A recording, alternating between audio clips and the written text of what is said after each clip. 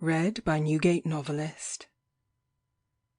The Tithe at the Moorstone by Nigel Tourneur. The boat was fastened, and I clambered up the broken steps. Their silence met me like a friend. No sounds were to be heard but measured lapping of water against the stone-lined banks, and the occasional cheep of a screech-bat. I gained the terrace. Nowhere was a light visible. The grange seemed filled with silence and darkness. Slowly I wended up the long alley. The beldam, that witch hag, weighed heavily upon my spirits, and a loathsome fear possessed me. In daytime I had brooded over her address and hell-got leer, yet sunshine, and fellowship of men, and ripened wine, had beclogged my apprehensions. Now, walking betwixt the high dense hedges of box where no sound was, for the thick turf as velvet sunk my footsteps, I was once more affrighted. Twice had she crossed me, and 2 times had evil fortune befallen, the galleon captured, my brother slain.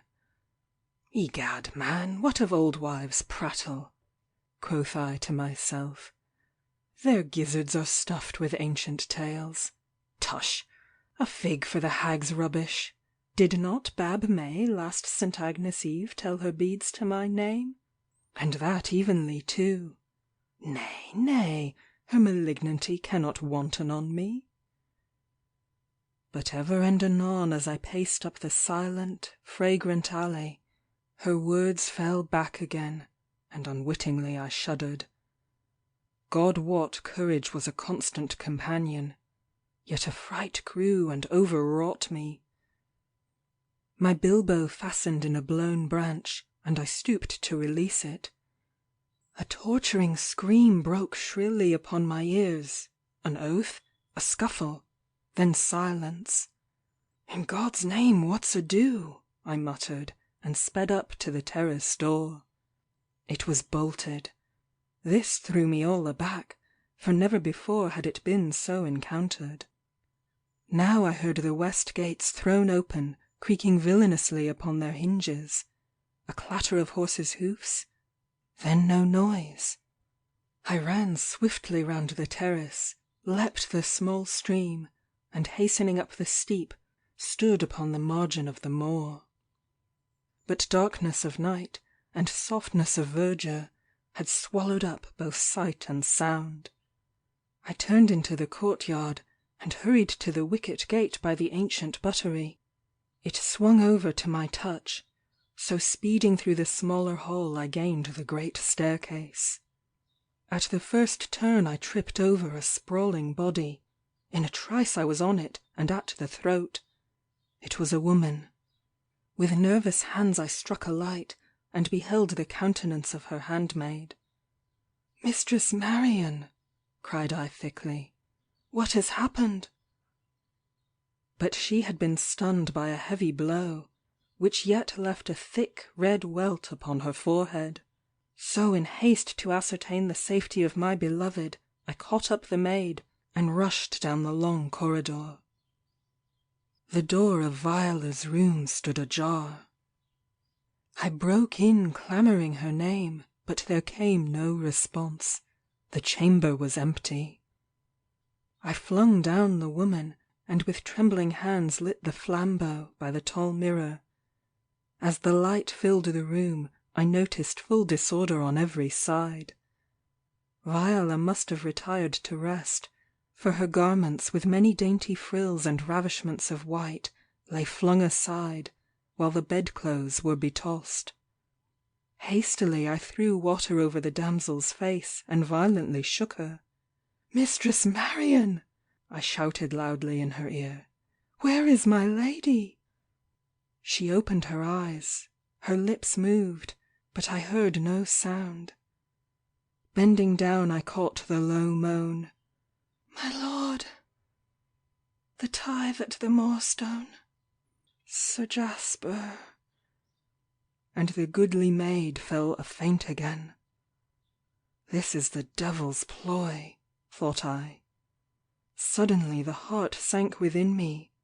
Now I knew of a certain that an evil eye had been cast upon us. My feet seemed rooted to the oaken floor. Action was wanting in all my members. I stood as a stucco doll. Meseemed an age passed, and no sounds heard, but the sough of the wind through the blighted pines, and the dismal hoot of a ranging owl. It was strange. Fragrance of jessamine still lingered in the room, as it was at even when last we sat in love's sweet bower. This perturbed my senses with dear recollections, and as a lout, struck dumb with fears indefinite, with bitter grief tearing at my heartstrings, heedlessly I loitered. Then recurred that bodeful wording, "Seek her by the Moorstone when no time is," and cursing my tardiness, I hastened from the chamber. As I fled along the dark, re-echoing corridors, a mighty blast of wind drave into the house, swirling and screeching through the many passages. Then fell a great silence all around, and my heart pat exceedingly within me, for I on this night did evil fortune befall. From one a babe would be reft, ne'er to be seen again. From another a fair virgin would be ravished, to be discovered next morn lying afield, babbling and disfigured.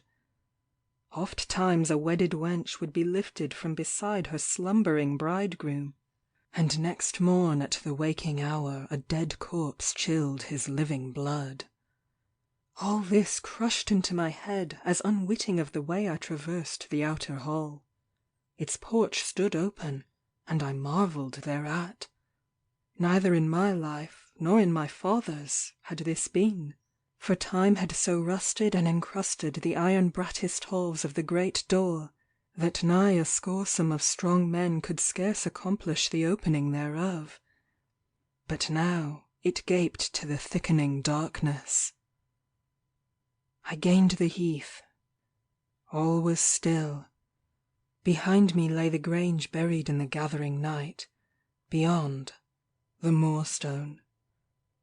I plunged impetuously forward, scudding up the rising grounds like a leveret before pursuit. Now arose all my grandam had told. This was the eve of witchery's highest revelry, the 30th of April.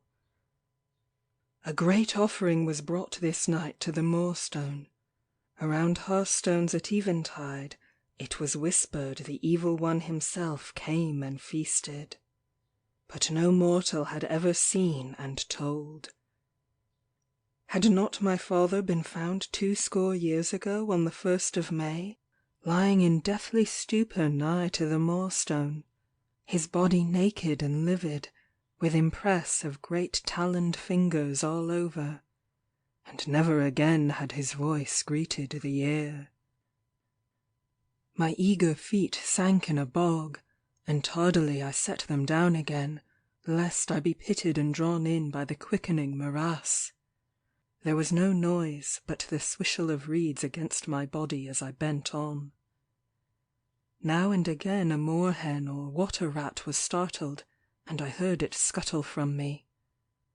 Ever and anon elusive lights shimmered out in the distance, to tell of mortals lured to destruction by malicious goblins, and I gathered in my mind how that travellers crossing between murk and morning had been lost, luckless wights snared into depthless morasses. I broke out into a speedier pace, and prayed the saints for a stout heart. Haply stumbling into a narrow, westerly track, I gained courage with firm ground beneath me. "My God," I groaned, "to think of my love in their hellish tricks!" The blood thickened at that very thought. As I sped up to the waste land, my brain pieced together the case. The heart was with my mistress. Yestereven, As she lay in my arms, a cold shiver chilled her gentle frame, and breath failed for the space of a lamb's bleat. As life pulsed back, she clung her tender, soft body to mine. Anew the quickening beat of her heart was felt, and sweet caresses calmed the terrified spirit. She wist not the cause, but subtle love caught upon the reason. An evil eye had rested upon her, and thralled. Ay, and by Sir Jasper had it been cast. "May God smother him in his own slime," I muttered thickly, and sped the faster onwards. At last the dreary highlands were reached.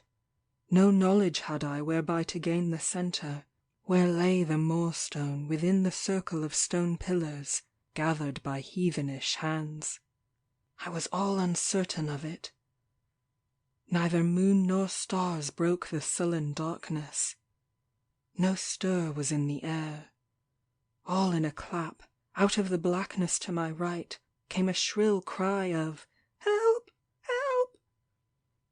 Then the silence was broken by shrieks of a tortured being borne far into the night. They beat upon my ear full of a dread terror, and I stood rooted to the spot. Suddenly the air rang with a faint echo of "Geoffrey! Geoffrey!" The vague sound died away, and I heard naught but the pit-pat of my bosom. Now a harsh, hurtling noise passed overhead, an echo of discordant laughter and gibberish talk. Even now were the devilish gang aloose. Already some luckless wight had they fastened upon, and done to death. For this hellish brood was my mistress to be sacrificed. A mighty wrath flared up within me, and I pressed on fiercely. Hell's dawn broke red behind a ridge. Some small deer drove rapidly past me. My limbs slackened as timorously I clambered up, muttering a paternoster the top was reached. The sight therefrom terrified me, by reason of fear my body shook. Before the druid's circle, wherein lay the stone, sat a horrid being of evil growth, possessing the voice of man. Around him red columns of fire belched forth, beclouding the air with hell's vapours. Far back, until enveloped with the mists of night, grinned myriads of babbering skulls, ancient witches and wizards, again to renew the past. On a sudden the earth trembled, and I fell quaking upon the sods. Methinks I had lain there in stupor a goodly time, as, when breath crept back, the space before me was covered with crawling, flickering flames, and numberless voices filled the air with hoarse revelry. My heart gave a great bound, but the blood clotted within its runs, for bound to the Moorstone lay Viola. I sank on the turf, riven with unutterable agony. No prayer issued from trembling lips. Indeed my head was blank. Then thoughts slowly shaped themselves. Tradition hath it, that every Walpurgis Eve the evil one demands the pure soul of maidenhood, thereafter to woo it to destruction. So Sir Jasper, maddened at my felicity, had outrun all humanity of god and man. His base malignity roused my beclotted blood, and I cursed him. Nay, I could but die beside her, and balk his devilish intent, and I started up. But I was borne upon the grass by an overmastering hand, that, stiffening all flesh, turned my body into stone. I lay prostrate, speechless, and mightily afraid. Verily man is but a beast of the fields, when the spirits of evil and of darkness do stalk abroad. A voice sounded from among the crawling flames. As it receded from the circling witchery and drew nigh unto the evil one, it died away into a long-drawn sob. the person of a male appeared amongst the many, wavering fires. With bowed head and low crouching body he adored. Then with indistinct voice he proffered the offering. Great clouds of smoke gathered above as a roof. All sound died away into a deadened silence.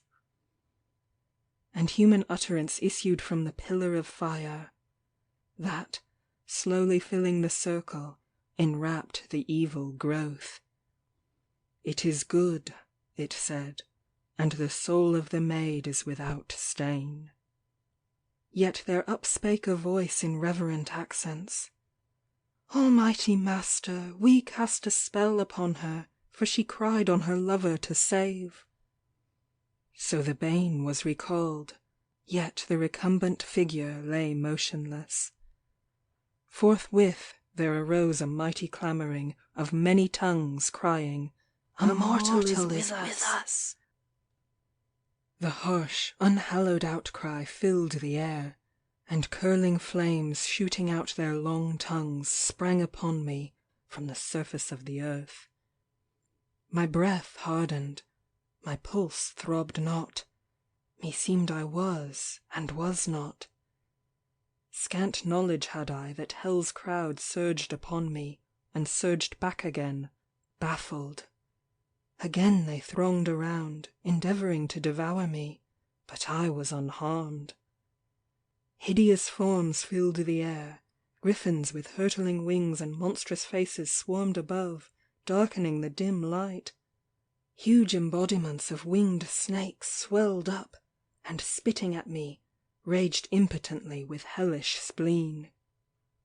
Suddenly, like a base chimera, the unholy crew went.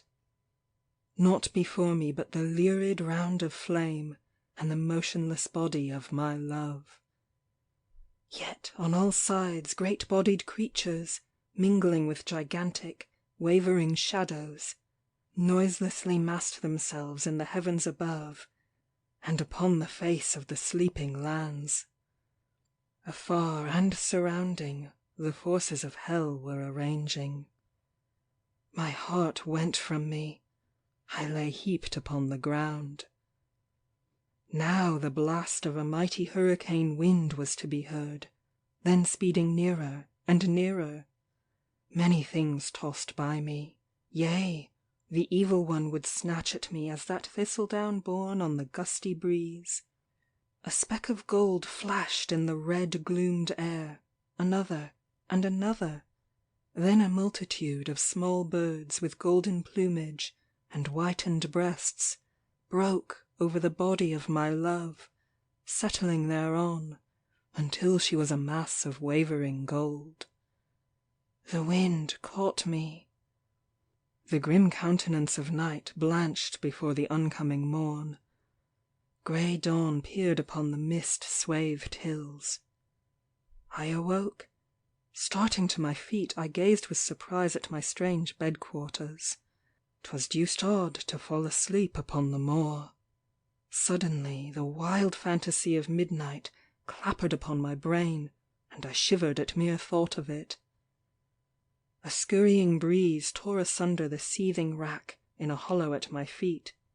Between the parting shreds was revealed a body upon the Moorstone. I attained the spot with frantic speed. Catching hold of the massive slabs, I drew up my cramped figure. Before my eyes lay Viola, and, upon her swarthy tresses, floated one small golden plume. Through the monstrous enactment of evil, God had preserved her in the hollow of his hand. Walpurgis Eve, 1896. End of The Tithe at the Moorstone by Nigel Tourneur.